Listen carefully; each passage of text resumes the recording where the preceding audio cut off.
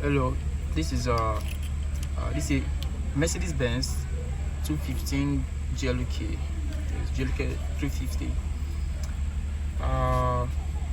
We have here the radio system seems not to work fine.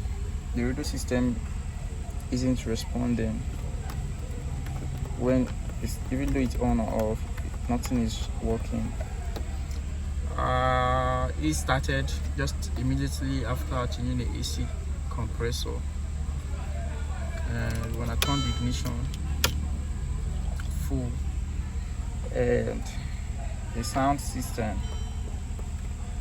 seems not to work. No idea if this is a mechanical fault from the radio mechanism or is a software issue that I have no idea. But all the fuse in the front SAM and back SAM, they are all intact. So I don't know what the issue is. If you have had same issue and you got it solved, kindly write me on the comment section so I can have an idea on how to go about this, because this really worth some money. So I'm pretty much sure that I'll spend a lot on changing the tool.